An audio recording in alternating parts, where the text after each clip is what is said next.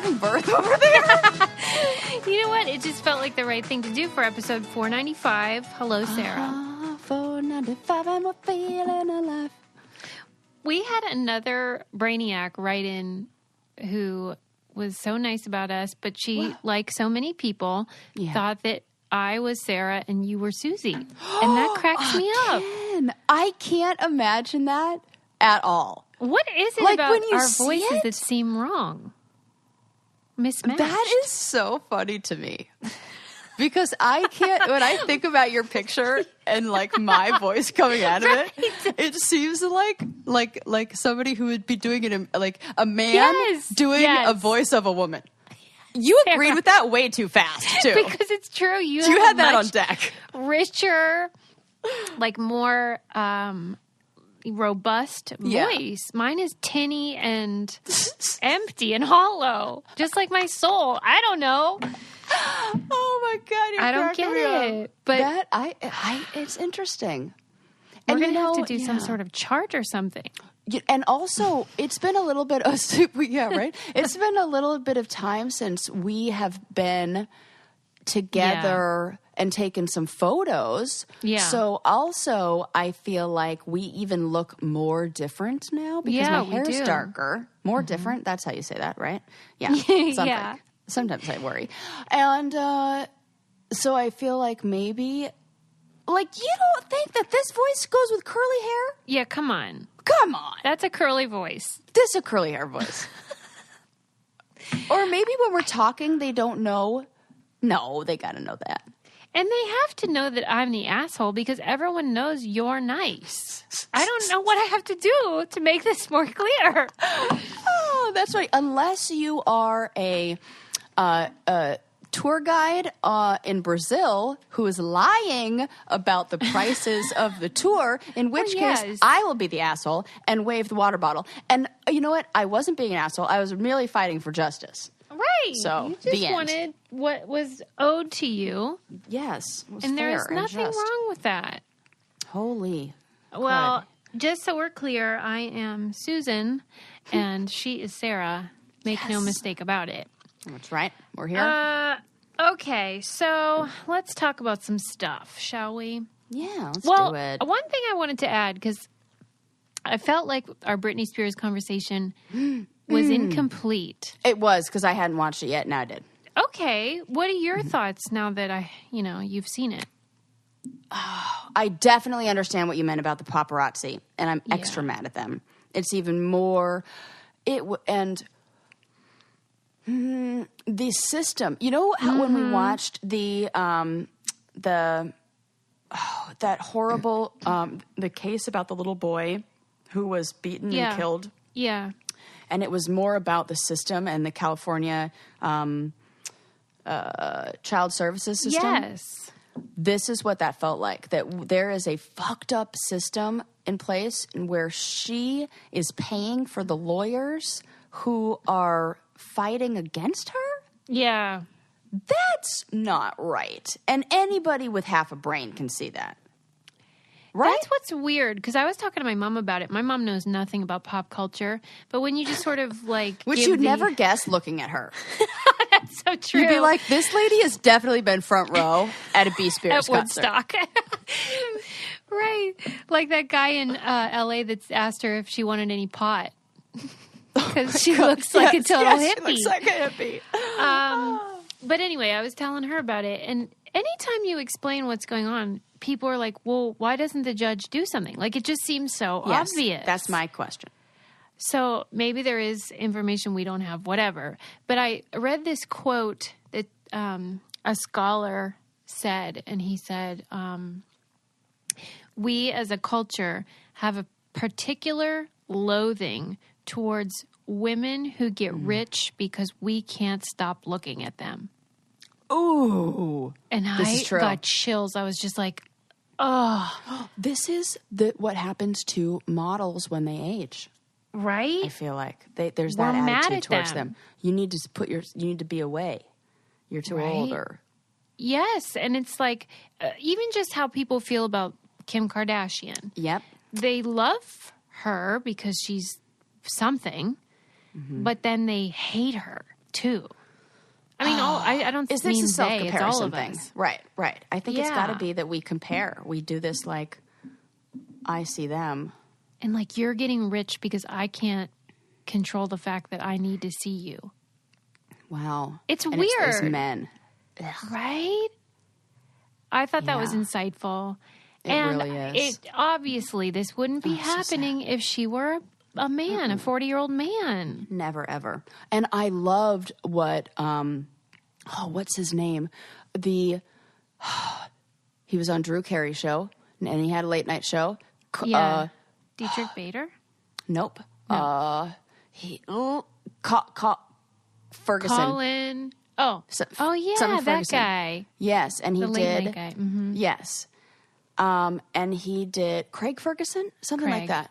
Yeah. And he talked about how the night that he saw the news report about Britney Spears, he did a monologue about it. And he said that he was 5 years sober that night, or 10 years sober that night. And when he saw that stuff about Britney Spears, he understood where she was then and what was going on and what she really needed and what he doesn't know if it's drugs or alcohol or, mental health, but he knows that she needs help. And it was like the only person who was really real. Oh, God, it makes me sad just thinking about it. Wasn't it just striking? Like pain, and we just in that pointed. monologue, whenever he mentioned Anna Nicole Smith and everyone laughed and she had died. And he's it's like, it's not a joke. Like, you have to say that to the audience. Don't laugh at the dead lady. Like, it's insane. Oh, because, yeah. And I think it's also on my mind because, like, this was all happening when I was on the show.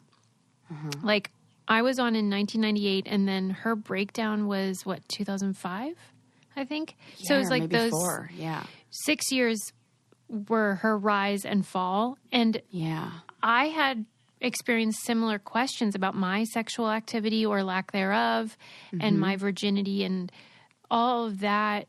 And you become like the girl next door, but people like, it's just a weird place to be.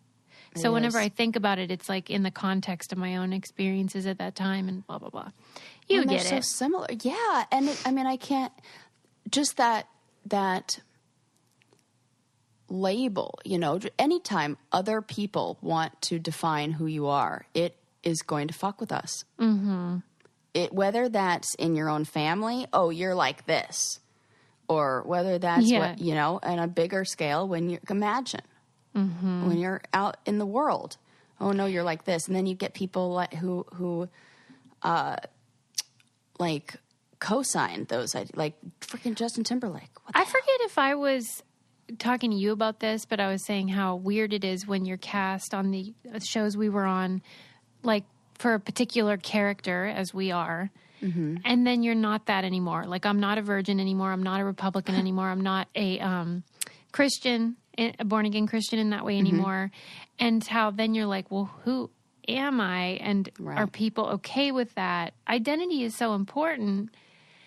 And whenever you're in the public eye and you're supposed to be one thing, but you don't identify in that way anymore, it's really troubling. And being able to say, no matter what, am I okay with who I am? That's what we have to focus on. What do I feel to be okay with who I am and feel proud of who I am, despite what other? It's a journey of a lifetime, and it can really throw you off course when you have all of the world trying to define you. Oh, yeah. God, So thing. it was one of those things sad. where it sticks with you. I'm sure everyone that watched it felt that way. And maybe it caused you to have sleeplessness, which we all are experiencing right now, unfortunately. Yes. Give me the cure. But as you guys know, I'm always looking for a good night's sleep. And thankfully, we have a partner named Proper, which I think you guys are going to love. They have these, basically a dietary supplement, a capsule that can help you get better sleep and reduce everyday stress. And the thing that made me drawn to it is that it has that GABA product in it, GABA, which is what I take in the day to help with anxiety. And if you can get, like, it's the same stuff that's in fermented whatever. Like all kimchi. Remember how we learned about how kimchi and pickles and stuff can help you reduce anxiety, like suck on a pickle. Same thing. Yes. And so they have all different ones, like Sleep Plus Restore. I love Sleep Plus Calm because I'm a wound type I like people. the Sleep Plus Immunity. Oh, yeah, that's right. They have stuff for mental clarity.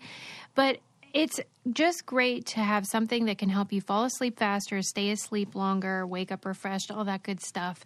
They're vegan and clinically proven to improve sleep without making you groggy. Find out how it feels to finally get a proper night's sleep. Just go to getproper.com, and right now our listeners get 10% off your first order, but only when you use our special promo code BrainCandy. Don't forget, that's promo code BrainCandy for 10% off at getproper.com. I was just telling Adam how, like, now that I'm not in California and I can't just, like, pop an edible. Hello. Oh, right. I mean, that was an easy fix, so this is such a good alternative to all that jazz. Okay. Yeah. A good night's sleep. Man, that's a dream. Good night's sleep. I know. That sounds nice. Sounds lovely. I'll take it. Okay. Let's talk about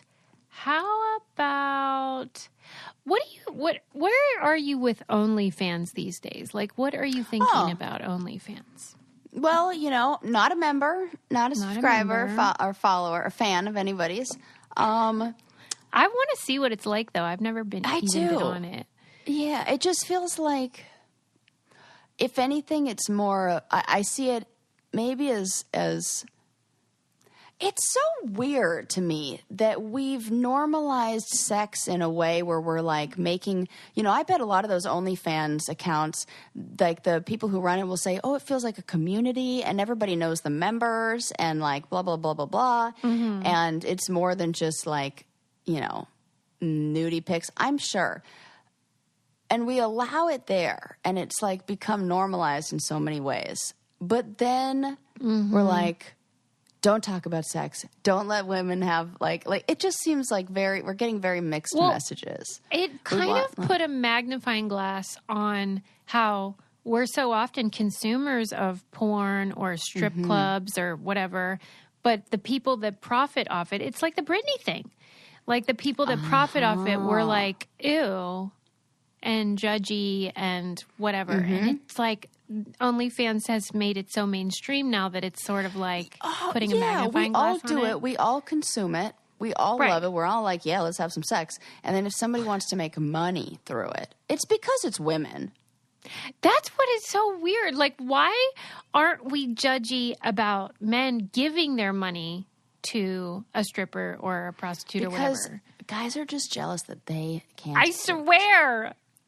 Because no woman wants to pay for that. Maybe some of them do. But. Right, like Chippendales or What's Magic Mike, all that stuff. It's more of like a laugh than and you do it once and it's like fun, but it's not like you need it for your, sexual appetite to feel satiated. Well, I read this article. It was in the New York. Wait, let's see. I think the article I read was in the New York Times, but there was an article in the New York Post that outed a paramedic in New York for having an OnlyFans, a woman paramedic. Oh, okay. And they were just like writing this article without her participation or agreement.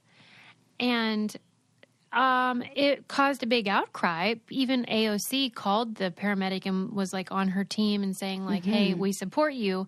But can you imagine how humiliating that would be possibly if you didn't mean for this to be a public thing and then you might lose your job as a paramedic just because you put some pics online? Right. I hate it. I hate it too. It makes me mad. You know what? Because it's saying that you, like, there's nothing that makes her worse of a paramedic because she also makes money showing her tits or whatevs. Right? She can still do that job. And holding women, saying that, like, you can lose your job because of your outside activity, like, that is perfectly legal and perfectly fun. Like, and unrelated to your job. And unrelated to your job. Because, like, I know some firefighters who've done some fucked up shit.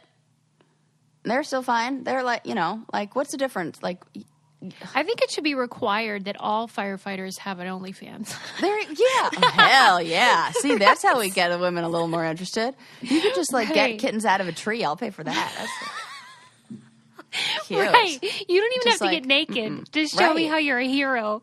Right. Just come over and fix my sink. That is hilarious. Right?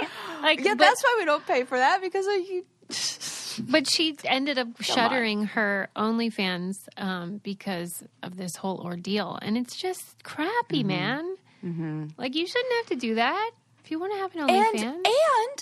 And she's a paramedic. You know what? Speaking of firefighters, they all do those fucking calendars. Right. They do the firefighter auctions. It's okay when we glorify sexy firefighters, but you want to talk about a sexy paramedic and now it's not allowed? Right. If she gave money to charity, would it be allowed? The posters and the calendars?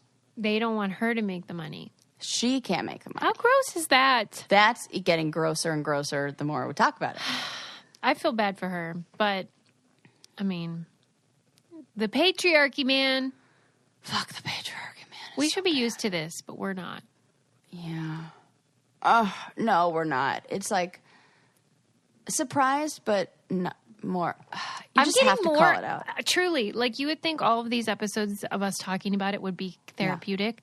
Yeah. It isn't, because even what's happened during the pandemic, how 30 years of feminism and striving for equality in the workplace was undone in 9 months in terms of women employment and oh my God. Domestic equality. Undone. Oh God. I know. I'm a real downer today. That is it shows that there wasn't a lot of progress made to begin with, if it could just be undone that fast. That's what all these articles I've been reading have been saying, that it was sort of an illusion. It was an illusion. It's oh, okay, here you go. You have some power. Look at her. Right. They threw us a bone. We fell for it. I read this article by Hannah Rosen, who wrote a book called, I think it was called The End of Men. I know Hannah Rosen. I know that name. Yeah. And then the article was called The End of Men, because she was saying, I was wrong. It wasn't the end of men. All the, how they would cite these statistics, there are more women going to college and making more money than their husbands, whatever. And then now she's like, I was wrong. We were on faulty ground. There wasn't a firm foundation, and we lost it all. Yep. I know. I'm a real barrel of laughs. God. Well, I mean, okay. Well, this is probably a good segue, because that's a downer.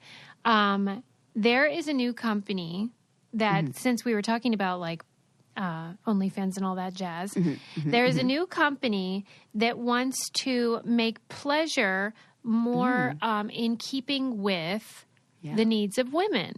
So, I love this. It's called Dipsea, and Dipsea wanted to provide people, and especially women, with sexy stories to get them wound up. This is my favorite thing. This is my favorite thing. This is what I prefer over porn way more. As soon as I found out about it, I thought of you, because this is what I love this. Right? Because for women, a lot of times what gets their motor running is the narrative. Yes, it is. Yeah. Just put some sexy words on the page. Correct. You're getting hot thinking about the narrative. Dipsea is an audio app full of short, sexy stories to turn you on. Oh, my God. And you can pick them based on what you're into, of course. Hello. And you can learn more about yourself, what turns you on, bedtime stories, soundscapes. Yes. If you just want to relax, you can do that too. This is also great if somebody wants to learn how to maybe spice up bedroom talk. That's what I'm saying. It's really good for inspiration for that. It's great. And it's I'm so excited adult about this. Bedtime stories, but sexy. Okay, so for our listeners, Dipsea is offering a 30-day free trial when you go to dipseastories.com/braincandy. That's a 30-day free trial when you go to DIPSEA stories.com/braincandy, patreon.com/brainkitty. Try it for a month. I can't wait. Get some pleasure. Yes. You know what I mean? We deserve it, man. We deserve it. I'm going to tell that paramedic, hey, yeah. go to Dipsy. Okay. Take a dive in that ocean. Okay, so I saw this TED Talk, but I put an asterisk next to that because I really am not sure whether it's a true TED Talk or like a parody of a TED Talk. It looked real to me in terms of like the way the video is formatted and like the music at the beginning and stuff. But then I wasn't sure because it was posted on Vimeo by the Groundlings, which is, the improv group. But I don't know. I'm just going to assume it's legit, even if it's not, because the content within it, while unusual, it actually got me thinking. So here's the story. He went to all these years of school and like realized that the alphabet song is stupid. True. I agree. I swear to you, this is the TED Talk. And he was like, why are we trying to teach kids this impossible random list of letters instead of like in a more sensical way? How they associate, because they don't really ever relate in order. Yeah, and he's like, I understand NMNLP? Come on. Nobody even Come gets on, that right. And so he was saying like he created a different song, which by the way is very catchy, and by the end you're kind of like singing along with it, and he groups the letters into what makes sense to him. And what makes sense to him is the first group was letters with curves, so letters like the letter S and J, and then he did a group of letters with, I'm not joking, holes in them, like P and B and O. Okay. And then he did a group of letters with straight edges. And then he broke those ones down. I know. He broke those ones down by like a separate subcategory of letters that can hold water, like the letter W. W. Yeah. Uh-huh. And then letters that are stable, like the letter I. Uh-huh. L. Like floor to ceiling. And then letters that are likely to fall. I think that was actually, L was in that category. Like they could tip over. Yeah. And then the letter A was the last one. But it was like... You know what? I'm kind of liking it.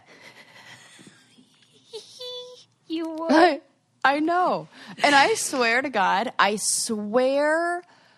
had, of course, because I do weird things like this. I had this thought the other day when I was in the bathroom. I was like, our alphabet's pretty cool because, like, a lot of the letters are just other letters with, like, a P is an upside down B, and, like, then you, like, take that, the A, and you just like, elongate that, and that's the P, and then you just add a little thing, and that's a Q, and that. Yeah. Like, I get it. Like, I was like, damn, that was smart of them to just use I wonder, I just had like a moment where I was like, props to those guys or whoever did that. Oh my God, and, those guys. So I, like and by guys, I also mean women. So, yes, right. Because that's what I mean by guys all the time. I'm never going to stop saying that, which is unfortunate, but what else? I just thought... Yeah, so I get that. And even as you say it, like W that holds water, and then it starts with a W, and now as like a kid, as I'm thinking it, I can imagine those letters in my head better because you're creating a visual. I'm for this. I get this. I see it. Mm-hmm. I mean, I do think he makes a good point about the fact that the ABC song really is just sort of nonsensical. There is no rhyme or reason why they're ordered that way. I don't know. I was just going to say, why do they go in that order? Right. I do think it was just random. Although... Why don't we ever ask that? Yeah. Maybe because it also has nothing to do with the keyboard. Well, that's the other thing. The person that tweeted about this referenced how we type wrong, too. Do you remember how they figured out that there's a better way for the keys to be laid out on a keyboard, but we'd never changed it because it was just like too much trouble? Fuck. I do not know that. This teletypist found that it was 30% faster to do it this other way. Oh, my God. And the guys were like, we're going to keep it. I know. Oh, it was a woman who came up with that idea? Yeah. Oh, go figure. Jesus Christ almighty. And I thought that's a good point, because what is the reason that they're ordered that way. I don't think there is one. And so at least he has a reason behind it. Yeah. But it did feel I can silly. see it. I get it. And you know what? That's what really good ideas feel like, though.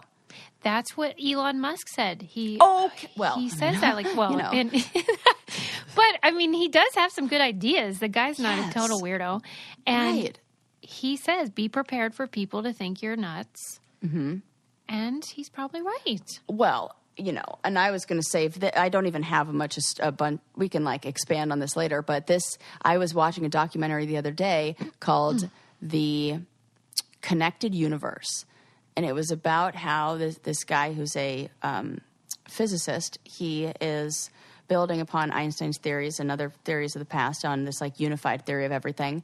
And talking about, we know this is fact, that there's, even though we look at stuff and it's a solid, there is so much space in between. The space in between protons, of actual stuff, we have matter, proton stuff that's measurable, and then there's this in-between space, right? Yeah. If you were to take out all of the in-between space in everything on the planet, just our planet, and condense it down to make it so there was no gaps in between, you know how big it would be?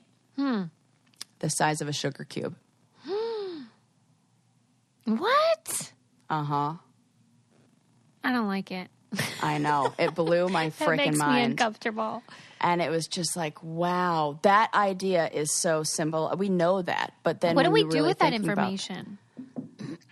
He was saying that this shows the connectivity between everything, and how there's this energy that flows between all of us. And Tesla said that we should think of the world not as solid, but we should think of it in vibrations, frequencies, and waves. And that is everything, is really vibrations, frequencies, and waves. And at a particle level. And when you think about that, what kind of energy are you giving off and receiving, and where can you feel connected? We feel it in nature. We all know that feeling when we are connected, when you it feels kind of like a buzzing in your body. That is when you don't have any, that energy can flow very well through you. And then we have things we were on our phones, and we're stuck inside, and we're in our heads, and we're thinking about that we're not present, we're in the future or the past, and blah, blah, blah. Then that we get kind of cut off from that flow of energy, and just kind of focusing on the connection and the oneness with everybody, I know peace and love, man. Already talked about it, but I'm still just chomping at the bit for whenever they legalize microdosing of psychedelics for treatment of depression and all that jazz, because it does what you're saying. It resets your brain. It makes you see things from the 30,000 feet. Yep. Oh, it's so important to do that. When we get zoomed in, it is so hard. They use that as an example. They say it's like looking at a tapestry, like a rug, one of those that has a beautiful image on it. And if you just look at one of the fibers, you don't get any information. You got to pull way back and see that it's even, to what it even is. And then you see the picture that will emerge and what those things are all made up of. But it's sort of sometimes we need help getting there. And that's why I think the work that they're doing to get microdosing, I don't know, what do you call that? Uniform, so that it can be done as medicinal. It's going to be great. It really will. We're not far away from it. We're really not. Yeah. I do wish things would speed up. Even the the marijuana legalization. I'm come on, people. Who is fighting this? I don't know. Well, the drug companies. My mom would say, the man who's trying to keep you from accessing your, that knowledge that you have inside of yourself to, feel good. For and real, to not drug care companies about. Are lobbying against. Oh, for sure. I did not know that. Oh my God. For sure. And a bunch of people want to keep that. Oh yeah. Tobacco company. Wow. Wow, I hope we make progress on that. What we have made progress on, however, is cat litter. Yes, this is like, duh.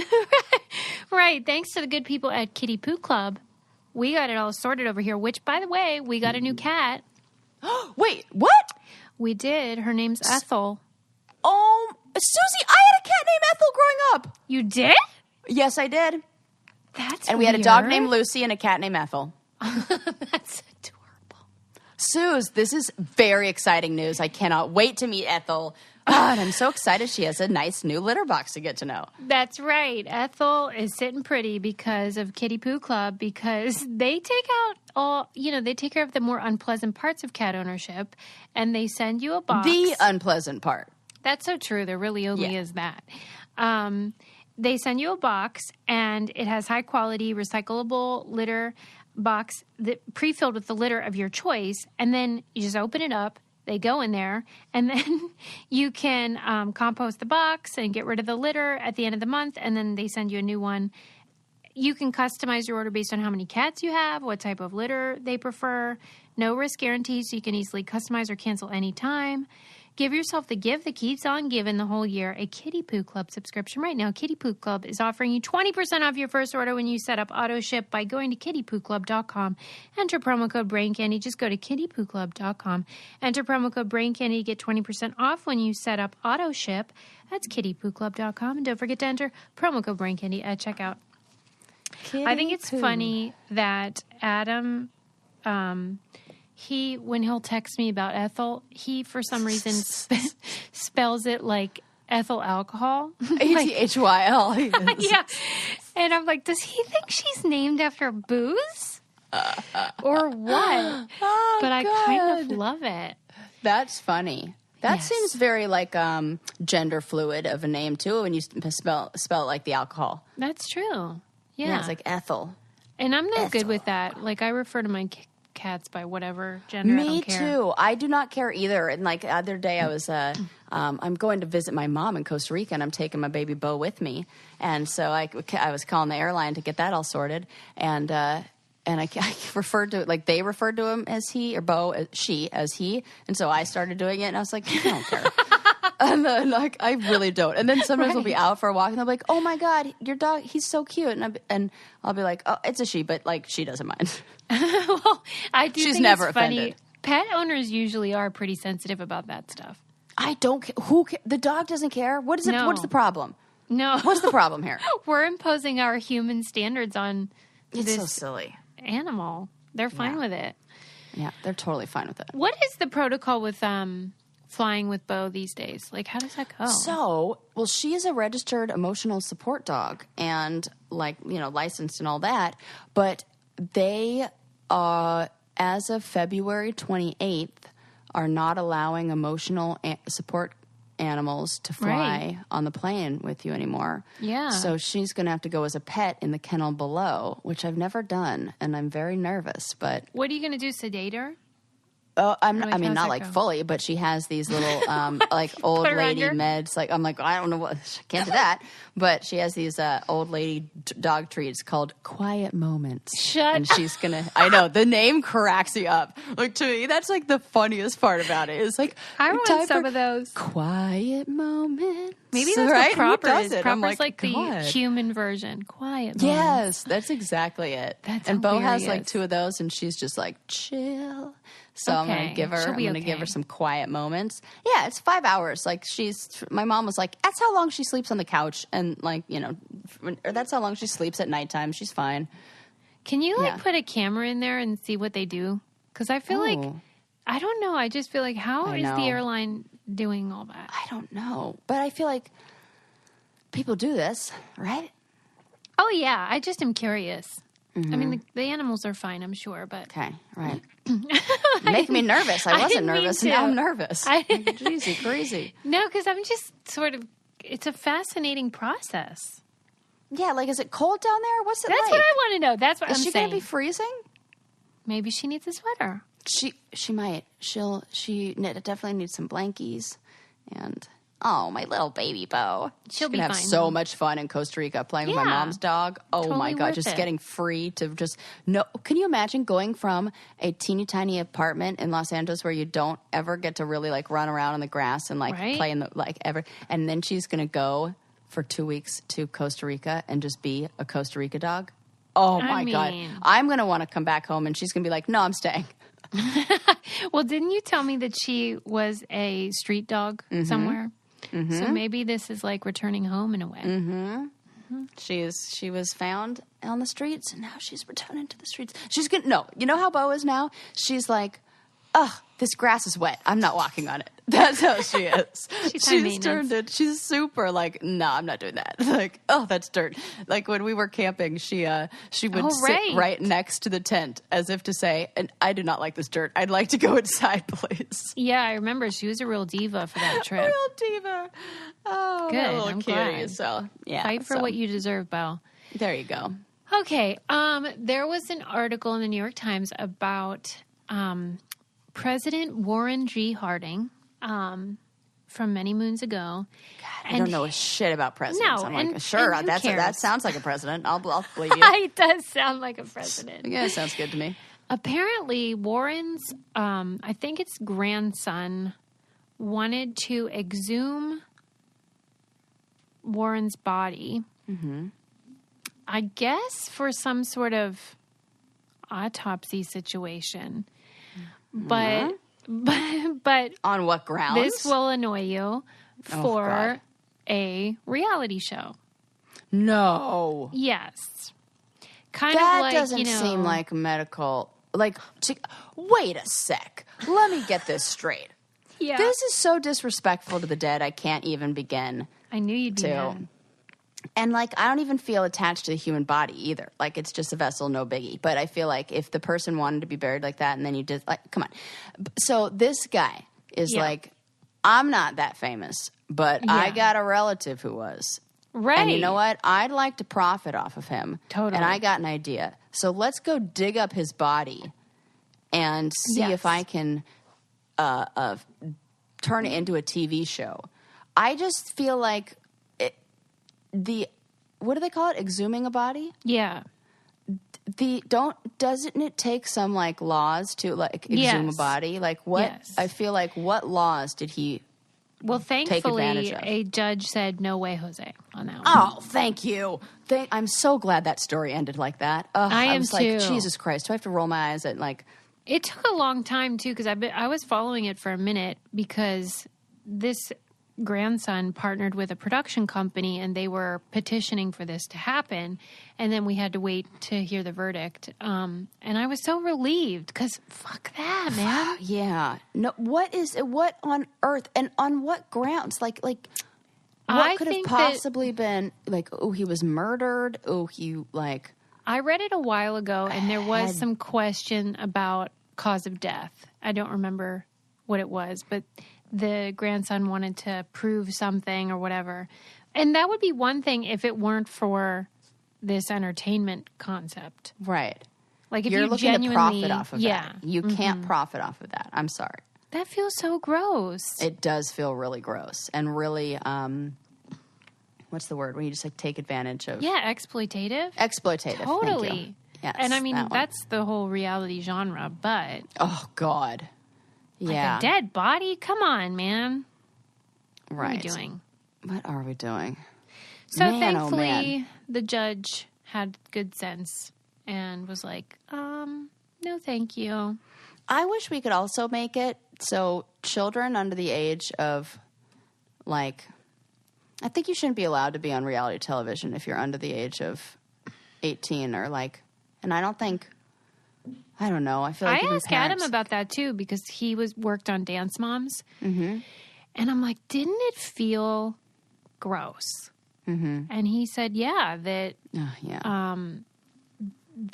because of the way these shows are produced, which is mm-hmm. often hidden from the audience, mm-hmm. where they'll say, behind the scenes, the producers will say, like, how can we get so and so to snap?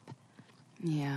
Like, God, you and I awful. suspect that these conversations happen, but we've doing never... that to a child, or you're doing that to a mother, and it damages the relationship between the mother or even influences the relationship between the mother and the child, to me is not okay. It's traumatic, no matter how you slice it. I mean, even when I had Christy Lukasiak from Dance Moms on 15 Minutes of Blame, and I was like, how the heck did you even manage just the sudden millions of people following you on Instagram? Yeah. And your daughter. Like, that is so fraught. Yeah. It would be almost impossible for that to be a healthy situation. Then maybe in that particular one, it is bad, and it is like that's why I feel like everybody needs a therapist that's on there. I feel like that needs to be mandatory. It very much should be. But maybe the argument in that one is these are girls who are trying to become famous anyway for their dancing. I mean, you can justify it because it does give them opportunities I don't like doing that. And whatever, but you have to acknowledge the ways that it can be harmful, I think. Yeah. Well, I'll tell you what is absolutely the opposite of harmful, and that is KiwiCo. I love this company, and I'm so excited to work with them because, I mean, if you're a parent or know a child during the last year, you know how difficult it has been to keep children engaged in learning and not be addicted to screens. And so that's why I love KiwiCo. It's such a great subscription to get kids to be creative, to learn about science and art and geography, and it's all hands-on. And each box that's delivered right to your door is designed for their age group, and then it teaches them stuff, but like they don't know they're teaching them anything. Like the kids are just having fun, and they are excited to get it, and they're excited to work on the project. And it just encourages kids to be innovators and creative thinkers. Lincoln's about to turn 9, and so he's going to be in the Tinker group, and I think he's going to love it because I saw some of those boxes, and they look so cute.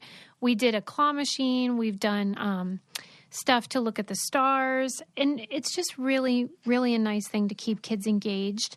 And they have a great deal. KiwiCo is redefining learning with hands-on projects that build confidence, creativity, and critical thinking skills. There's something for every kid or kid at heart at KiwiCo. Get 30% off your first month plus free shipping on any crate line with code BRAINCANDY at kiwico.com. That's 30% off your first month at kiwico.com, promo code BRAINCANDY. Such a great gift, or if you have kids, such a nice thing to get for your kids. You know, I was in this workshop for a continuing education for therapy, and they were talking about, this woman was talking about narcissism and how people become narcissists and the different kinds of narcissism, and how it's a lot of like feeling not good enough and feeling a lot of shame, and how narcissists can often come from like perfectionist parents who only praise their child or give their child attention when they're doing well. And I thought in my mind, and also it was on a bunch of different personality disorders and different ego states. And one of the other things they were talking about was like identity disorders, and how parents who were distracted and weren't able to be there or recognize the child's needs in the moment, how that can even cause disorders later in life, and how that is traumatizing to a child. And I didn't get the answer for this because there's a whole bunch of questions, but I posed the question in the chat of like, just your predictions about the future. Do you think social media and parents' distraction with social media and the rise of people feeling like they only need to do, like, is it worthy of going on the gram? Is it worthy of taking pictures? Like, kind of like Dance Monkey Dance, like parents looking at their kids and being like, do something that's funny enough for me. Kids feeling like they need to perform or feel like they need to do, that they're not just, is it good enough to go on Instagram? Is it good enough to go on TikTok? That's not that. I see a wave of narcissism later and some real problems with that. and it just feels like more of that. So is it the case that narcissism is not inborn? It is developed or Correct. triggered? Yeah. Really? Yeah, it's a what do they call them? Behavioral disorder. That it's learned. Yeah. It's like condition of your upbringing. You can probably have traits that are more like narcissistic, but it is a survival it's not like a disorder. It's a personality disorder, not a like medical, like a disorder like depression that you're born with, or that is like a chemical thing. Yeah, that's crazy. But because the good news is you can work on it. You can work on it. Yes, you can heal those things. That's what I was in the workshop for, to learn the interventions and the type of therapies that you would use to work on this. The problem is narcissists very rarely get into therapy, but it's very nice because it always makes me feel like, okay, good, I'm not too high of a narcissist, because I love putting myself in therapy. So, okay. Yeah. I'm really see. Maybe I have my notes on and see what there. It was really interesting. I was like, oh my God, that's mind blowing that it was about, it had more to do with like the shame, and there was like two different kinds of narcissists.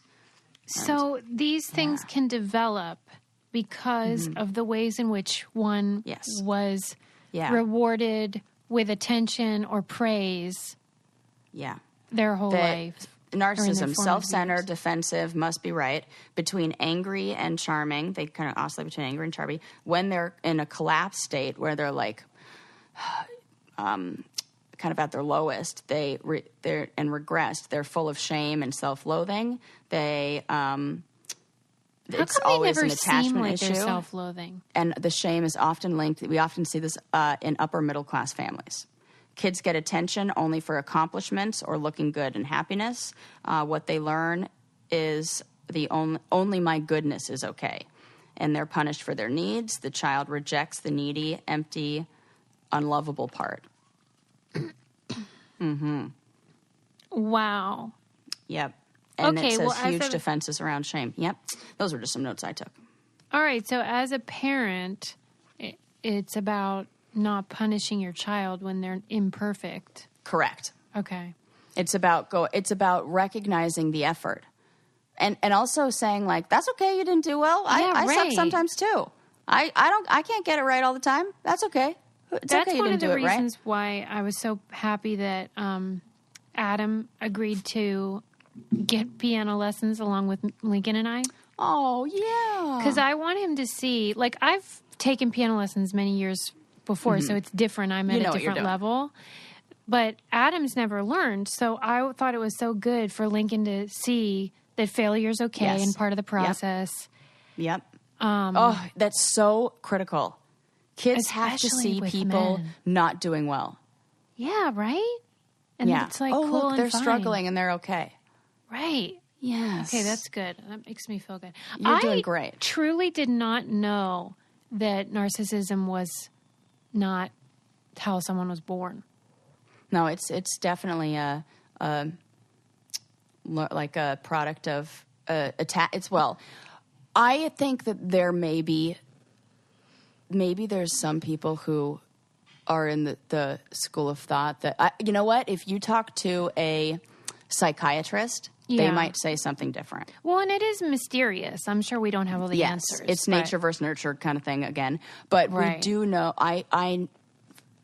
attachment issues and attachment injuries, things that happen between this. We see this with if there were needs not being met, then it puts the child. You know where we see this too? In the have you ever seen the video of the blank face test with the kid? No. Okay, Google this, guys. So there's a study that's done. And the mom, and there's a baby that's probably like 4 months old. The mom's interacting with the baby, and they're like, the baby points at something. Mom looks where the baby's pointing. Mom, like recognizes, yes, I see what you're, and they're interacting and they're sharing and they're connected. Mm-hmm. Then mom turns away and looks back at the baby, but doesn't respond. Baby does things. Mom just has a still, like a blank face. Okay. Like just like staring at them with no expression. Okay. In about, oh my God, I get goosebumps. It makes me want to cry. I cried when I watched this video. In about 10 seconds, you see this baby go into full like panic, like starts doing that loud baby scream that like get my attention, starts crying, because it knows that my needs aren't met, and then it just goes into full panic. And then mom, and even in just the 30-second one, like there's another one that I think is like 8 minutes that I'm like, oh, how could they do that to a kid? I don't even think it's okay. But for 8 minutes, and you can see how traumatic that is. Oh Imagine if the baby's crying and mom is on fucking Instagram or scrolling through Twitter and not looking. And I remember one of our early episodes when, we were kind of having this debate about parents on their phones. Mm-hmm. And I was making a joke like if I'm watching my kid play soccer, it's like, you score a goal, maybe I'll look up. Because, a lot of parenting can be very boring. Yeah. And it is hard to be engaged all the time. Well, especially this year, my God. Like, we're all tapped out. But it is so true that those cues that you get from your parents are formative. Yep. And when we miss those, when the baby doesn't get those. Oh my God. It tells them that they can't rely on others. And then they need to do things like there's, it's a whole bunch of different stuff. It says they need to develop a part of them that maybe is like the protector that protects them from, I don't know, scary things out there in the world that their parents don't protect them from. Oh my God. And that can show up as anger and, No pressure, parents. Right. No, they're doing fine. Everybody's doing fine. Doing fine. If you're just be there for your kid and let them know that you're fine. They can fail. And if you're worried about it, you're doing fine. Yes, that is, there you go. Okay. First of all, I want to introduce a guest. Oh, yay. That I interviewed. I'm super excited about. But before I do that, I want to encourage people to try Honey. Honey is an awesome site that Wait a sec. Do you like saving money? Yeah. Then you will like this. The end. I've been using Honey for years and years and years. It is so great. It's a totally free browser extension that scours the internet for promo codes and then applies the best one to whatever you already have in your cart. And I promise you, it's not invasive or annoying in any way because I wouldn't use it if it were. It is so awesome. I have saved tons of money from all kinds of places where I would be shopping anyway. Usually I use it for clothes or furniture, stuff for your house, whatever. And it saves so much money. I promise you. This was another thing that I've used it for. On Amazon, you can add a Honey watch thingy alert. Yes. So if you're thinking about buying something, but you have time to wait, it'll send you an email and let you know when the price has gone down. Mm-hmm. That's awesome. Yeah. Okay. Anyway, it's great. Who doesn't have a wish list built somewhere? That's what I'm saying. There you go. Okay. If you don't already have Honey, you could be straight up missing out on free savings. It's literally free and installs in a few seconds. By getting it, you'll be doing yourself a solid and supporting this podcast. Get Honey for free at joinhoney.com/braincandy. That's joinhoney.com/braincandy. So great. Okay. I interviewed my friend Dave Wedge. I had interviewed him previously for a book he wrote called... now I'm forgetting. I think it was called Finding Whitey. Wait, let me find. I don't want to say the wrong one. It was about Whitey, but Hunting Whitey. Yeah, I remember this. That was so fun and such a great true crime story. But now he has another book out called The Last Days of John Lennon. Oh, man. So excited. Yeah. Because my mom is going to love this. It's so good. He wrote the book along with Casey Sherman and James Patterson, who is like this suspense writer. Yes. And I thought, how are they going to retell this story that's 40 years old in a way that's fresh? And like, I know a lot about the Beatles, so I thought, I'm going to already know everything in this book. And I write to the killer, Mark David Chapman. Oh, so I'm my like, God. This isn't, I'm going to already know all this. I learned so much. It was so fascinating. Oh, man, that sounds like a good future book club pick for me. It is so good because Mark David Chapman is this mysterious figure, not unlike the conversation we just had about like narcissism and nature versus nurture, all that stuff. And you think, why would this man do this? And so the whole book, you're trying to unravel this mystery of like, why did this happen? And I always say about crime and how I write to these criminals, for me, I'm not as much interested in the who done it. We already know who done it. I want to know the why done it. Why done it? That's what I want to know. Like, how did you get to a point in your brain where you're like, this is what I'm going to do and I'm going for it. So anyway, Dave Wedge, you should grab this book, Last Days of John Lennon. Such a great true crime book, but also just if you're into the Beatles or just crime, all that stuff. It's really good. Welcome to the show, Dave Wedge. Dave Wedge, welcome to the Brain Candy Podcast again. A twofer. Hello, sir. Hi again. Nice to see you. Last time you were on, we were talking about hunting Whitey. Today we're talking about your next. I don't know how you're so productive. It's the worst. The Last Days of John Lennon, James Patterson, Casey Sherman, and Dave Wedge. How the heck do you write so fast, dude? Well, it's my job. So, how do you make so many podcast episodes? You work hard, and I'm lucky. You and I were talking before we went on. It's like we're lucky to do what we love. And I worked really hard to get to this point where I can write, most of the time. And, it's a treat, and I love what I'm doing. So it's not really work. What's the old saying? If you love what you do, you'll never work a day in your life. That's what they say. It's true, man. Well, whenever I think of you and Casey, because you're like this dynamic duo in my mind, you've become these true crime guys. You say that it sort of just happened. But now that you are in that world, how do you choose projects like this particular book about John? Yeah, so the first book we did was the Boston Marathon bombing, and that was literally just me being in the right or wrong place at the right or wrong time. Right. Look at it. I was a reporter at the Boston Herald, and I was the lead reporter on that story for all those 2 weeks after the bombings happened, and that's how Casey and I first connected. He was coming off. He had written a book called The Finest Hours, which was about a famous Coast Guard rescue on Cape Cod in the 1950s, and that became a big Disney movie with Casey Affleck and Chris Pine. And so Casey Sherman called me after the marathon bombings and said, I think I'm going to do a book about the bombings. You were in the middle of it all. Do you want to do it with me? And as a reporter, I had had many chances to do books, and nothing that really made me like, I want to give up a year or two of my life to do this. But in this case, it was very personal to me.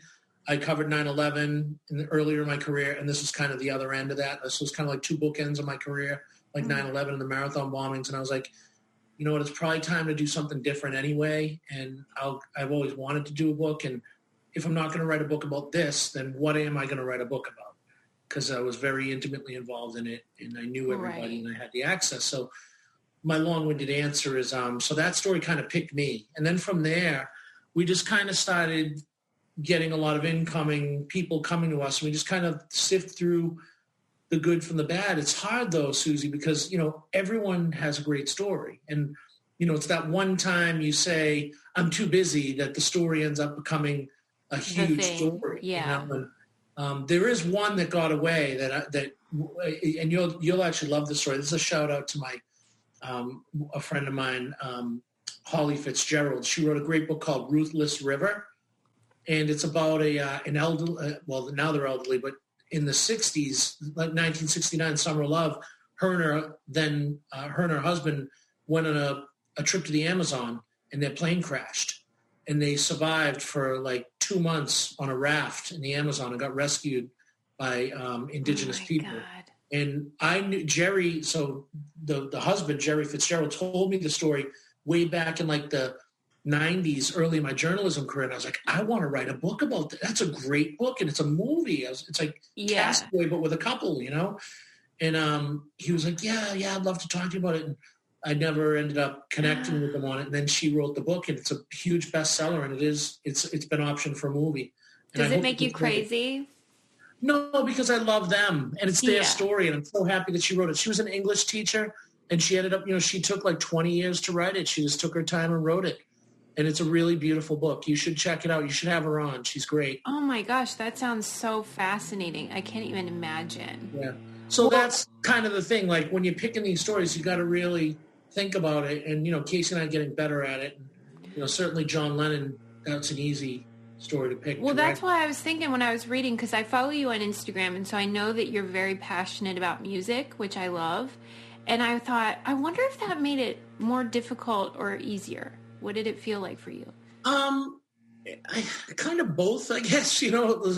It's like, I was 10 years old when John Lennon was murdered, so I do remember it. Like I remember hearing about it on, actually the Patriots were playing the Dolphins that night of Monday Night Football, and Howard Cosell broke the news. Right, famously, yeah. And I was watching the game with my dad. I was 10 years old, and I remember it. And I was a huge Beatles fan at the time. I still am, but at the time I was like obsessed. I had the poster on my wall of the John Lennon at the white piano, and I had the Let It Be poster, and I was just like a Beatles nerd when I was a little kid. And it was like the first big celebrity death that really impacted my life. So I had a natural passion for this material. But then separate from that, as an investigative journalist who's covered, hundreds of murders in my life, I felt like there was a lot to dig into there on the psychology behind Mark David Chapman, how the case unfolded, the forensics, all that stuff. And reading those psych evals was mind-blowing for us. Right. Yeah, that was the part. I have so many compliments because the book was so great, and you did such an amazing job at providing the content. James Patterson is easy, You guys are a good team. Because, how do you make a story that's been told so many times fresh? You did an amazing job, but I wondered how the heck you did that. So Casey and I have been doing this now several times. We did it with the marathon story. There were several other books that were written about that, but we just kind of skate our lane, and we try to find the story that we think is the most compelling and that maybe people don't know. And we just did the same thing with the Whitey Bulger story. There's been many, many books written about Whitey Bulger, but no one had written the story that we wrote, which is his life on the run, how he got captured, and how he was murdered in prison. And so we just kind of hyper-focused on that part of the story and developed those characters and developed those details. And that's kind of what we did here with John Lennon. We were like, look, it's the 40th anniversary coming up. There's not a lot about the John Lennon case that people don't know. Yeah. But you know what? If we go back and re-interview everyone connected to the case that we can possibly find, we're going to find something new that's never been told. And I think there's a lot of those little nuggets in this book. One person I sat down with was a guy named Sean Strub. He's now a mayor in some small city in upstate New York. He was like a 22-year-old young gay man living in the Upper East Side at that time, and he lived right around the corner from the Dakota, and he was the first witness on the scene. He had given some interviews before, but some of the stuff he told us he's never talked about. And so just to sit down with someone that, he described seeing John Lennon picked up off the ground by the EMTs and put on the stretcher, and when they put him down, I hate to be gross, but like blood shot out of John Lennon's chest, and he said he could never shake that image of seeing blood explode from John Lennon's chest. And, that's a very visual description, Yes. And as a reader, I felt like that. And I felt like you honored the story, but made me feel like I was hearing something I had never heard. And I've read about this story a million times, just like everyone else. And I wanted to compliment you, too, about how beautifully you wove in the references to their music within the character. Like when you talked about how Mark was holding the warm gun and then he was happy, and how he said he was going to shine on. Like you did a great job of how Mark seemed to, I don't know, how do you understand it in terms of like his relationship to the music and the story. Did you feel like he had a weird connection there? I do. So I think another piece of his story, why it's relevant today, is because a lot of the issues that are the thread that runs through the murder of John Lennon exist today still. Mental illness, gun control, infatuation with celebrity and media, and I think those are the issues that drove Mark David Chapman, isolation, loneliness, things that people still suffer today, even though that we're all interconnected with social media. Some people feel lonelier than ever before, because they feel like everyone else is doing something cooler than them. And I think there was an element to that to Mark David Chapman where he felt like there was other people doing cool stuff and he was a loser and a nowhere man, to borrow a term. And he grew up on the Beatles. His first record was Meet the Beatles. His dad bought him a guitar and he wanted to play music. And he was just kind of a failure and kind of a nobody. And then as he got older, he became a religious fanatic. And as he got older, he learned about the comment John Lennon had made earlier in his career about the Beatles being bigger than Jesus. Mm-hmm. And when he heard that, that made him really angry, and he hated him now he started hating his idol. But the music was still speaking to him in different ways. And, there's a lot to unpack there with his mental state. He was diagnosed bipolar, schizophrenic, paranoid delusional, high anxiety, you name it. He was diagnosed with it. We read hundreds of pages of psychiatric evaluations of Mark David Chapman, and each more, sad and disturbing than the last, Because I've been reading a lot about how, the incels, as they call themselves online, are so active and consequential culturally now. But when I was reading his story, that's what it reminded me of, these guys that are just sort of floundering. And definitely. The weird thing that I found with Mark David Chapman, though, was that he had a lot of romantic relationships. Right. He always had a girlfriend. He always had a wife. He wasn't this incel that was frustrated and hated the world because he couldn't have intimate connections with humans. He did have relationships, but his family relationships were very damaged. No relationship with his father. His mother was no relation there, really. He had a sister, and they drifted apart. And he, kind of drifted around, Georgia and then off to Hawaii. And, the religious zealotry, that's another thing we're dealing with currently in this country. That was a big part of the story, too. He was a religious zealot.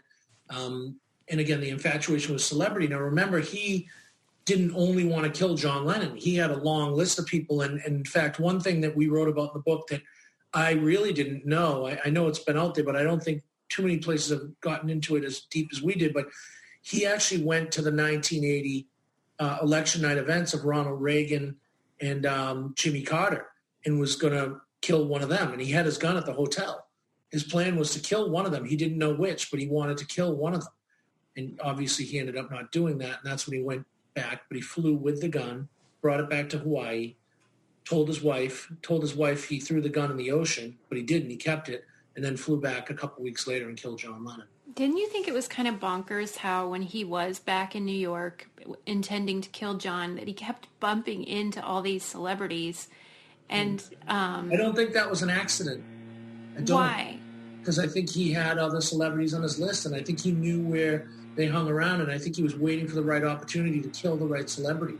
Yeah, because you said, after he bumped into Robert Goulet, that if he had killed him, that it wouldn't provide the desired effect. So what do you think the desired effect was specifically?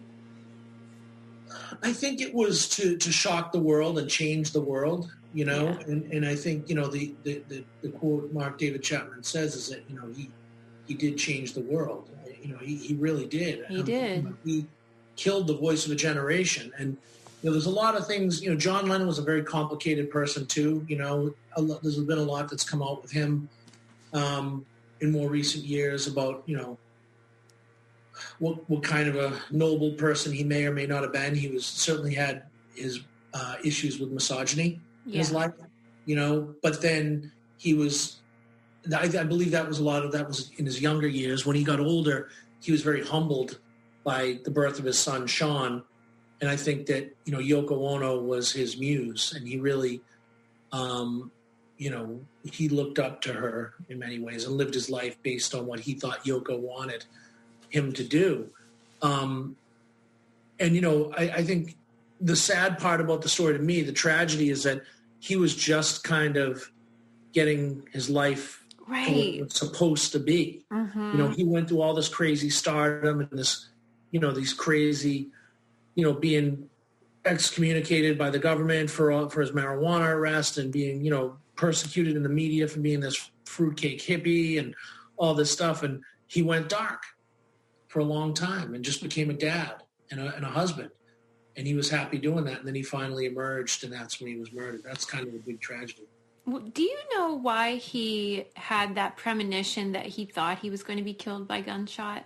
Like, what do you think made him believe that? Well, I mean, we report in the book, you probably caught, that there was a threat on his life from some political extremists that were threatening to kidnap him and his family and hold him hostage and potentially kill him. I think there's that, but I think, you listen to a song like Happiness is a Warm Gun, and that's kind of about, it's about gun violence, and you got Rocky Raccoon, which is a song that talks a lot about guns. And I think just growing up in that era and seeing all the assassinations that he saw, JFK, Martin Luther King, Robert F. Kennedy, he lived through all that. That was his time, he lived, and I think he was a central figure to the peace movement during Vietnam. And I think he got a lot of death threats during that time. So I think he was always scared. It's funny. I think he was always wary that someone would try to kill him or assassinate him for whatever reason, whether it's a crazed fan or some political person. But at the same time, he lived his life like a man of the people. Yeah, he was so accessible. He didn't have much security, Which that paradox, fits him, I think, where he sort of felt like this was his fate, but he was also committed to being normal or accessible. Yeah, I think so, and I think even to this day, the thing that's funny, when Casey and I went down to the Dakota during our research for this book, we talked to a lot of people. We talked to the doorman and, all sorts of people that live at the Dakota currently. And Yoko Ono still lives in that building. And I believe she's 90 years old now. We didn't have the opportunity to see her, but a lot of people down there at Strawberry Fields and at the building tell us that she comes out regularly and walks around Strawberry Fields and goes and meets with John's fans. And she's a person of the people as well now, Was there someone that agreed to speak to you that you were surprised by? Well, we were able to have some conversations with Paul McCartney, which were good. Casey handled that, so I can't exactly give you too much insight, but we were pleasantly surprised that Paul wanted to weigh in and talk about his friend and tell us how much he loved him and he missed him. And just to hear that was enough for me, other than that, we were able to talk to people like someone like Todd Rundgren, who was a big star in the around the 70s. And he was actually one of Mark David Chapman's original targets as well. Did you speak to Mark? No, I spoke to his wife. How'd that go? Not well. She didn't want to talk, but well. She, we communicated via letters, and then her and I had a brief phone conversation. Mark has been outspoken in the past, but I think at this point they just like to have his communications done through the parole hearings. Yeah. Which come up every 2 years, which is painful for, I think, Yoko and everybody else. Do you think that it's fair that he hasn't been let out? Do I think it's fair that he hasn't been let out? No, yeah. I don't think he should get out. No, I think he's a sick person, and I think he committed a really heinous act. And I think, I'm not a big, lock him up and throw away the key. I'm not a death penalty person, but myself personally, if, you take someone's life in such a cold, calculated, premeditated manner, you lose your rights. Yeah, and your book does an amazing job of showing how this was not impulsive. Right. He mulled it over for a long time. Several times. He planned it out. He had a million opportunities to, again, I hate to keep talking about the marathon, but it's like that was one of the things that drove us crazy and really was horrifying about the marathon bombings was that the young guy, Dzhokhar Tsarnaev, the younger bomber, left the backpack behind the Richard family where the 8-year-old boy was killed. And there was a video they showed during that trial that was 4 minutes of him standing there with the bomb behind the family before it went off. So he had 4 minutes to think about the consequences of his actions, and he chose to do it anyway. Similar way, Mark David Chapman went and stood at the Dakota all day long, saw John Lennon, talked to him, got his record signed, went and got lunch, came back. He had every opportunity to call it off, and he didn't. That's when I was reading the book, you know, as a reader, you're hoping that he changes his mind, but of course you already know the ending. And I kept wanting it to go differently. Yeah. You did such a great job of describing that and making me feel like it could possibly go another way. Thank you. I appreciate. No, it's suspense and drama is what good writing is about, I guess. And I think, you know, again, working with someone like James Patterson, he's the best at suspense and drama, and you know, and he's really become good at the true crime stuff. So we were honored to work with him on this. And I think, again, you know, what's really sad is, you know, that John Lennon was getting to a place where he was going to have a second act, you know, and what that second act would have probably been pretty amazing. And Mark David Chapman stole that from the world, you know. Did you watch the movie last year, Yesterday? I haven't seen it yet. It's on my list, but I heard it's great. It is. It's really great. If you love the Beatles, of course. And there's a scene in which John Lennon, as an old man, is there. And it was so moving to me because I guess since he's suspended in time, I had never thought about like what he would be like now. And it's so moving because of what you're describing. Like he was just getting started, it felt like. Well, I think, you know, you listen to Ringo and Paul talk these days, and, you know, Paul was on Howard Stern recently, and Ringo does some interviews, and I think Ringo just downsized everything, like sold all his stuff, and, you know, these guys are 80 now. You know, they're not 60, you know? Right. So it's interesting to think about, you know, where someone like John might have been in his life at this point. And I obviously think about politically, you know, what sort of impact would someone like him might have had during this tumultuous time. You know, would he have sat on the sidelines? I doubt it. I think he would have been a leading voice on, you know, the morality of this country right now. You know? He is missed. I wonder, whenever you were looking through the psychological files, if you felt like you better understood Mark, because he feels enigmatic to me, and I still don't really know what he was getting, what he wanted. Yeah, that is a little frustrating part of the story, is that there is no answer. Right. You know, it's I think the answer is that Mark David Chapman had severe mental illness that was never treated. Well, it was treated actually at some points in his life. He went to therapy, and, you know, there was a attempted suicide in Hawaii, you know, at one point. There was a lot of red flags, but I think ultimately what he wanted was to steal John Lennon's fame, and in that sense, he kind of succeeded. And that's why I said at the beginning, you know, this was the first big celebrity death that I ever experienced in my life, but everyone subsequent has had, when there was a murder involved or something like that, there's been a similar thread where, you know, the person wanted to, and not just celebrity deaths, but like mass shootings, things like that, where there's a celebrity wish. You know, the person wants to have some impact. I mean, look, everyone in life wants to have a legacy, right? What's your legacy? Is this podcast? It's the work you've done in your life. It's the impact you've had on your kids. You know, Mark David Chapman was young. He was a young man. He was in his 20s. He wasn't 40 or 50. He threw his whole life away to make a headline. Even though he does try to get out on parole, do you think that there's part of him that's pretty content with his life? I do. So I you know, and the other thing we did a lot of research on was we read through all the parole hearing transcripts. Yeah.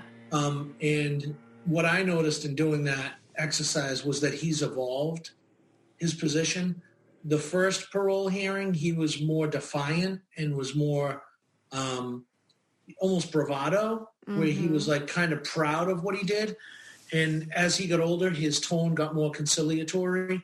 And my understanding, again, from the research and some of the interviews I've read with his wife and some of the interviews, he has given a couple interviews over the years, he found God more, I guess, maybe a different God, I don't know, but he's definitely become more religious in jail, and he believes now that this is his lot in life, and if God wants him to get out, he'll get out. If he wants him to stay in, he does a lot of prison ministry work and things like that, and I know that his wife is involved in some prison ministry stuff as well, which, you know, people can say that that's, you know, a crock if they want, but myself, from having covered a lot of prison stuff over the years, a lot of people, when they're in that position, that's all they have left. And if they choose to use that time for some good, I'm okay with that. Even if they're a despicable person, I'd rather have them doing that than being like Charles Manson and floating out crazy threats from time to time, which is what he did. You know? Right. And whenever, because I have my PhD in religious studies, so that's why I told you I had written to Mark David Chapman, because I'm intrigued by people who do these sorts of things, but then either become converted or were religious all along. And I thought I would glean some sort of insight from the conversations about religion, but I'm still sort of... Did he write back to you? Oh, yeah. He writes all the time. I didn't know that. But I never feel like I get to know him better. He started writing me last year after his parole got denied again. Oh, wow. I had been writing him for years. Those letters, I want to read them. They're not very interesting. It's like he wants me to talk to his wife, and I'm just sort of like... Yeah, that's kind of how it went with us. It's a weird situation. I think he's, frankly, from what I gathered from everything I did with this book, he seems like just kind of a broken man who's just kind of like doing his time and knows he's going to die in prison, and he's trying. I do think that there is a true benevolence in him, that he doesn't want to hurt anyone any further. Yeah. I think he's very cognizant of the fact that he hurt Yoko Ono. And again, I think earlier in the process he wasn't. I think that's evolved over time. Now that he's matured, obviously. He's, 70 now, I guess? Yeah. 60, he's in his 60s, 70s. And I think that now he, the last thing he wants is to reopen the old wounds, it seems. I mean, that could be disingenuous, but that's kind of what I got. Right. I just felt like, I still don't get it. Because everyone wants to know why, right? But I still don't know the answer. I don't think he has an answer. I think he was a messed up guy. I think there's deep mental illness. I think that really the findings we had in this book, and I think the reason why the book is so fun to read and interesting, is that those themes that we talked about, the gun control, the religious zealotry, it's an exploration of someone's psyche and how it culminated in this horrible, violent act that stole a voice from the world that we needed. And it's I guess part of what's incredible about the story is that you don't have a final answer. Mm-hmm. Yeah, it's compelling. We can talk about it like this. And exactly, it will always be compelling. We spoke briefly on email about how I thought you were mainly like the true crime guy, but apparently you have also delved into the world of Tom Brady. And so we have to talk about it now. How you feeling? It's like all coming back again. Yeah, well, I guess I'm, journalism, as a reporter, so I'm a nonfiction guy, I guess is what you can call me. Yes. Because we also did the Pete Frady's book about the kid who started the Ice Bucket Challenge. Oh, I didn't know that. That's cool. It's called Ice Bucket Challenge is the name of that book, and we're actually working on a movie on that as well. So that's amazing. A beautiful story. And so we're not just true crime. We're like, non-fiction. Don't pigeonhole me, Suze. No, I don't. We just kind of love great stories. So whatever that might be. And with Tom Brady, really, I am a Patriots fan. I grew up here, and, my dad had season tickets from when I was a little kid. And I do love the Patriots, but that's not why we did the book. We did the book because it was a huge story. This guy who was the biggest, sports celebrity in the world got this crazy case of Deflategate, which should have been like a minor equipment violation. But the league took it in a kind of a power play to crush the Patriots and crush Tom Brady.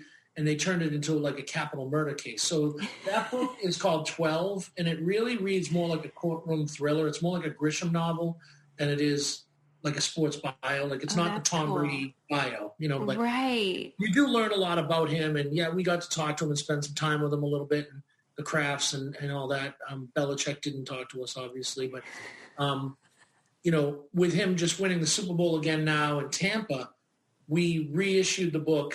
It came out in 2018, and it's basically about the Deflategate saga to that Super Bowl with the Atlanta Falcons where they came back from 28-3. That's the story. When he got traded to Tampa, our publisher, Little Brown, said, let's update the book and put it out as a paperback with all the drama from Tampa.